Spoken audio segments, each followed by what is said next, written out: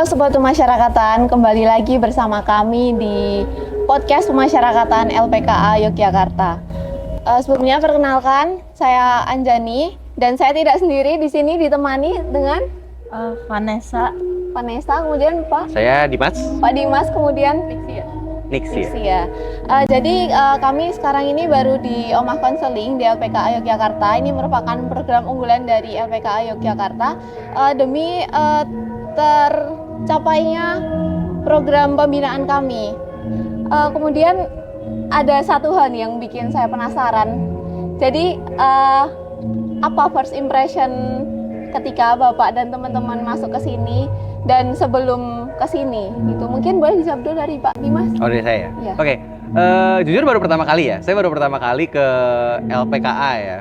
Karena biasanya saya membayangkan kalau udah ngomongin soal pembinaan itu kesannya mungkin gelap, suram, terus habis itu juga sangat-sangat ketat gitu ya. Ya. Kan begitu saya masuk di sini langsung dilihat lapangan yang colorful gitu ya, penuh warna. Bahkan di sini pun kita syuting sangat-sangat colorful ya. Ya, dan juga saya bisa lihat lingkungannya itu bagus itu. Ya, sebagai saya juga guru ya, saya guru, saya bisa lihat kondisi di sini tuh sangat-sangat terurus. Bisa dilihat dari lapangannya, dari fasilitas-fasilitasnya, sangat-sangat tidak mencerminkan kalau ini tuh kesannya penjara gitu ya. Kesannya.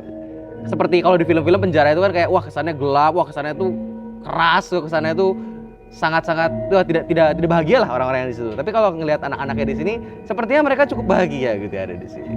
Ya, jadi gitu. Kayak penjara biasanya penuh sel, tapi kok di sini nggak ada. Ya gitu. Betul, seperti asrama kesannya malahan.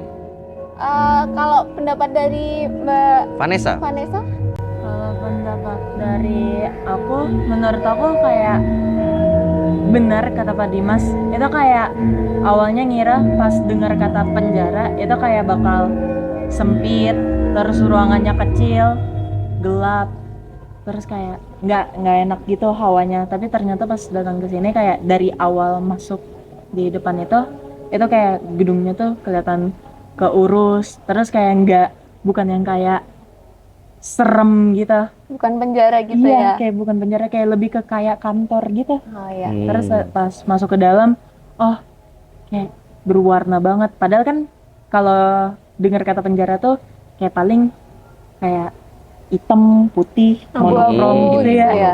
Tapi ternyata pas masuk sini kayak ini kayak enak banget, rasanya nggak kayak penjara aja. Kalau dari Mbak Nixia ya?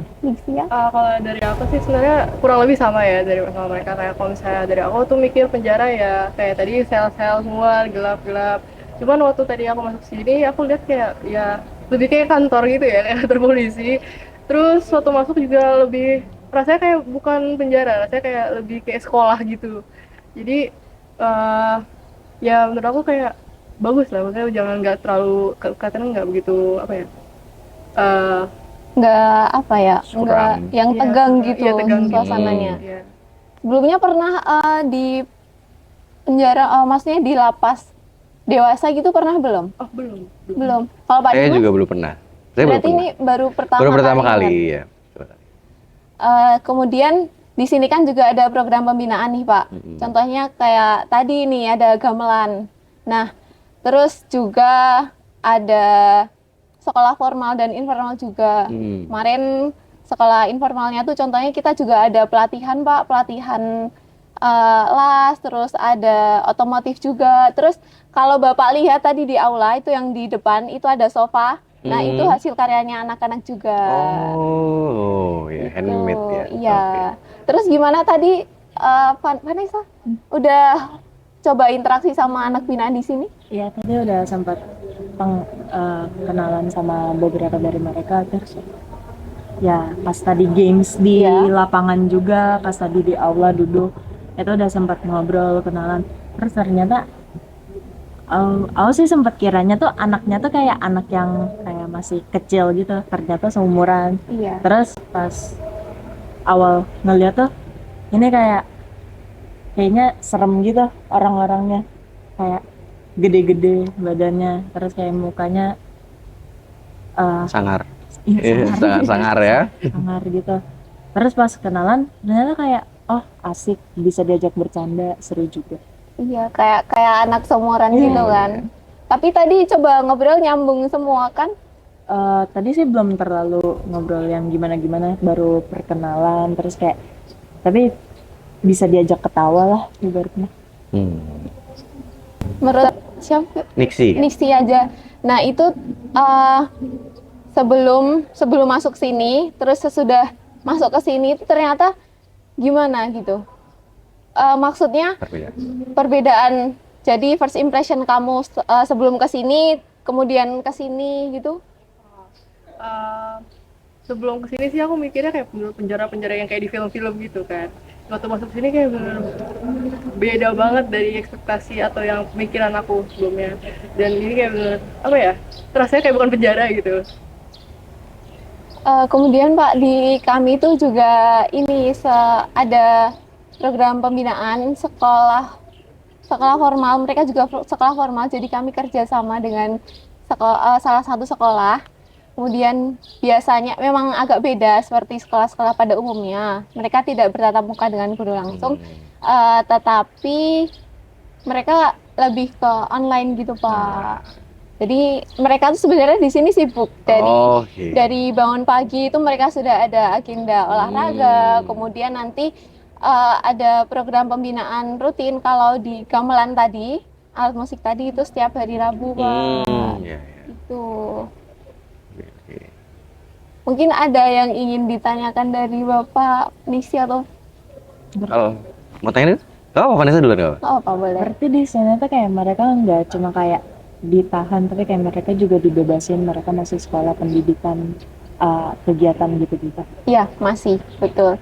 Jadi kami itu di sini menjamin hak-hak mereka terpenuhi.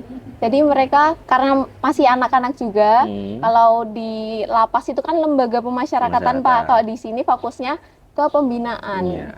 Jadi kami fokus bukan ke apa ya kesalahan mereka, tapi kami fokusnya ke potensi mereka. Potensi apa sih yang bisa dikembangkan agar apa tujuannya itu biar kalau mereka sudah keluar dari sini, mereka tuh udah mandiri, mereka udah siap dan mereka udah bisa berbaur di masyarakat seperti itu.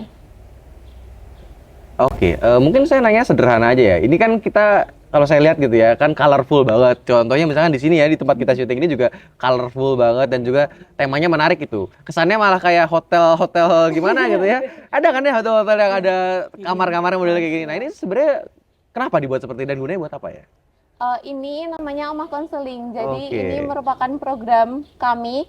Jadi itu ada beberapa syarat nanti anaknya yang bisa ikut program ini. Nanti kami ngundang keluarganya anak-anak itu biasanya empat anak itu nanti diundang keluarganya ke sini kayak family gathering gitu Pak. Oh iya. Tuh, terus acaranya sih biasanya makan-makan di sini gitu.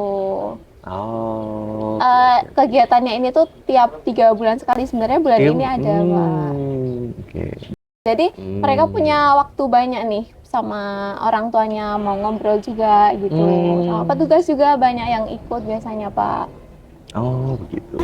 Paling aku penasaran lebih ke pembinaannya gimana gitu. Pembinaannya yang apa nih? Kayak pelatihan las tadi atau gamelan? Mungkin kayak hal-hal yang dilakuin aja untuk misalnya gimana ya? Biar mungkin Program pembinaannya kali ya. Programnya. Apa aja gitu. Program pembinaannya itu kami juga ada ini pembinaan psikologis. Jadi mereka psikologisnya tuh di apa ya? Kami ada kerjasama lah sama beberapa lembaga juga. Terus juga ada beberapa universitas juga Pak yang kesini itu biasanya penelitian mereka gitu. Terus anak-anaknya itu juga yang diasah juga kemampuan psikologisnya, soalnya kan mereka masih remaja juga, masih labil, apalagi mereka kan berhadapan dengan hukum, pasti jiwanya juga kan tergoncang gitu Pak setelah masuk sini. Nah biasanya setelah masuk sini itu mereka ada yang murung, ada yang nggak mau makan gitu. Itu emang butuh pertolongan psikologis. Terus kami juga ada klinik Pak, jadi mereka bisa curhat sama petugas atau orang-orang di klinik gitu Pak. Kemudian kalau mereka merasa sakit gitu bisa izin ke petugas jaga, kemudian nanti ke klinik seperti itu. Oke. Lalu biasanya outputnya ya, maksudnya kan kita harus ngeliat outputnya juga. Anak-anak yang setelah dibina ke sini biasanya ada trackingnya nggak, mereka kemana? Kalau tracking setelah keluar ini, mereka itu ada namanya balai pemasyarakatan, Pak. Jadi itu nanti mereka sudah istilahnya bukan dipindahkan sih, Pak. Bukan tugas kami lagi, tapi sudah tugasnya Bapas. Itu nanti di Bapas juga masih ada pelatihan, tapi paling seminggu sekali atau berapa gitu. Oke. Berarti mereka setelah keluar dari sini, berarti masih dalam satu proses pembinaan, cuman berarti Iya. beda lembaga gitu ya. Iya, jadi masih istilahnya itu masih terpantau gitu. Baik, oke. Termasuk nanti untuk proses karirnya mereka juga ya. Kan tadi kan kalau saya nggak salah umur di sini tuh rentangnya sekitar 15 sampai 18 ya? Iya, 14. 14 ya, 14 sampai 14. 18. Ada juga yang lebih dari 18 Oh, itu dari karena waktu jatuh vonis itu mereka masih di 18. 18. Udah di bawah 18 tahun atau masih sekolah. Berarti untuk mengurusi karirnya atau pendidikannya berikutnya lagi itu urusannya lembaga yang tadi apa namanya? Balai pemasyarakatan. Balai pemasyarakatan-nya. Bapas, Oh, iya. oke. Menurut Bapak itu seberapa penting pendidikan di sini, Pak? Oke. Pendidikan ya. Mungkin sederhananya ya, karena kalau kita bicara stigma masyarakat, kalau udah ngomongin soal penjara ya, karena kan orang taunya LPK, nggak tahu LPK, taunya penjara ya, penjara Ya. anak itu, kata penjara. Kata penjara itu kan biasanya identik dengan hal yang negatif banget ya, negatif tapi banget gitu. Nah, itu juga pasti ngaruh ke psikologis anak-anak, terutama anak-anak yang memang sejak awal dia umurnya masih bukan umur-umur dewasa gitu ya, yang labil. Bahkan mungkin anak-anak umur dewasa pun juga tetap labil ya, di atas 18 itu juga tetap labil. Nah, menurut saya penting banget ya, ada seperti ini. Selain kita bisa membantu mereka ya untuk berkembang, karena kan kita nggak tahu ya, mereka tuh melakukan hal seperti itu, melakukan tindakan pidana itu, kenapa alasannya? Apakah benar-benar dari merekanya sendiri ya, atau mungkin pengaruh lingkungan? Kalau saya rasa sih pasti pengaruh lingkungan gitu ya.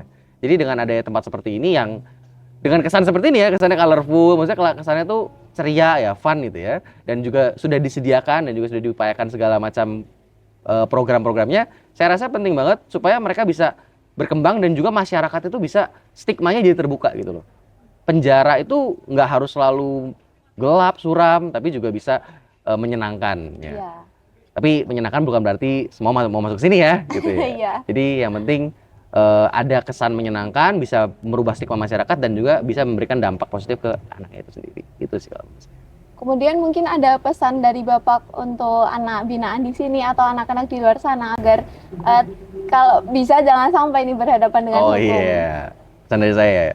Oke, kalau dari saya sih sederhana ya. Maksudnya pesannya itu tentu saja selalu taat hukum ya.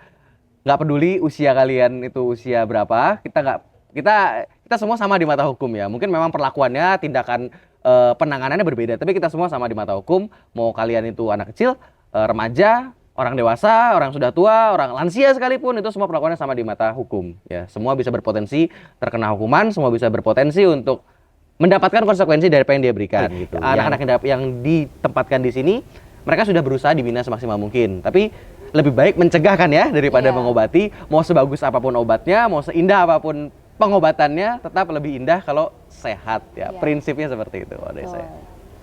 Mungkin kalau dari Nixi ada pesannya buat teman-teman yang di sini atau di luar sana?